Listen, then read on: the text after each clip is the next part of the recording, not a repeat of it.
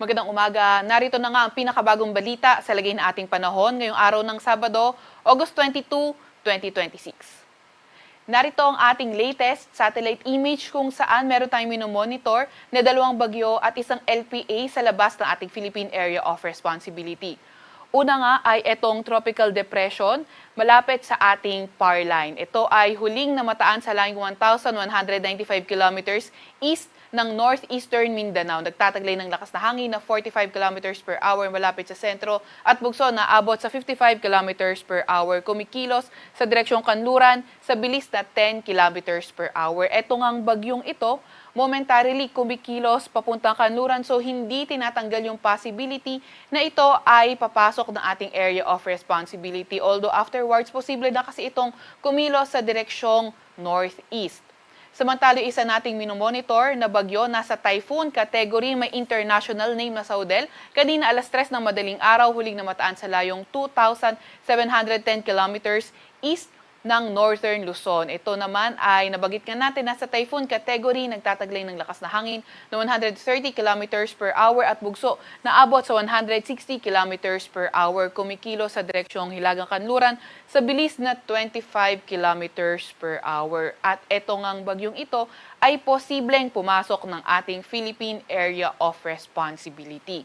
And then, posible nga pumasok ito na ating PAR around Monday, and by next week nga ay posible na netong ma-enhance yung southwest monsoon o habagat na magpapaulan sa malaking bahagi nga ng ating bansa, lalong-lalo na sa may Luzon area. Kaya patuloy pa rin tayong mag-antabay sa mga ilalabas na update ng Pag-asa. Samantalang meron pa tayong isang minomonitor naman, the low pressure area sa labas pa rin na ating PAR. Ito yung dating Sineneng, and as of 3 a.m. nasa layo itong 735 kilometers north-northeast ng Itbayat, Batanes. Hindi na nga natin ito inaasahan na muli pang papasok na ating PAR at papalayo na nga ito ng ating landmass. Samantalang southwest monsoon o habagat patuloy pa rin na epekto sa northern at central Luzon at nagpapaulan nga sa ilang bahagi ng lugar na ating nabanggit. Para naman sa lagay ng ating panahon ngayong araw, inaasahan nga natin yung southwest monsoon na magpapaulan sa may Ilocos Region, Cordillera Administrative Region, sa may Batanes, Cagayan, Zambales, Bataan at Pampanga. Kaya ingat lalo na yung mga inuulan ng mga nakaraang araw pa sa mga banta ng pagbaha o hindi kaya pagguho ng lupa. Sa lagay naman ng panahon sa Metro Manila and the rest of Luzon, asahan nga rin natin yung partly cloudy to cloudy skies. May mga tsansa pa rin ng mga thunderstorms pagdating ng hapon. By tomorrow naman, which is Sunday and Monday, inaasahan nga natin na posibleng mas malaking area pa yung paulanin ng southwest monsoon.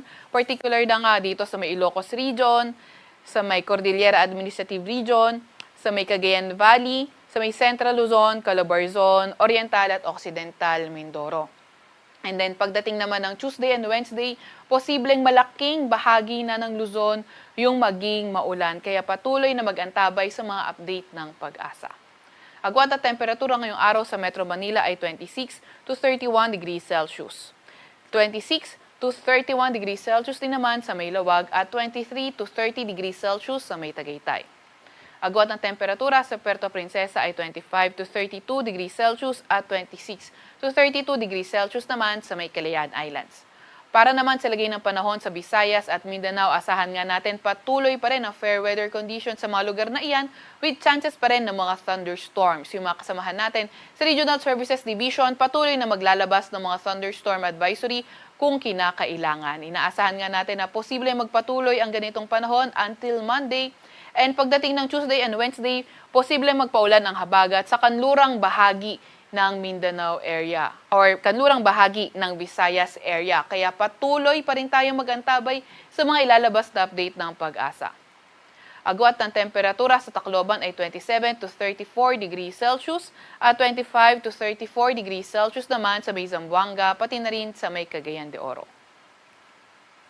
Wala pa rin naman tayong gale warning sa kahit na anong dagat baybayin ng ating bansa. Sa Kalakhang, Maynila, ang araw ay sisikat ng 5:43 ng umaga at lulubog ng 6:15 ng gabi.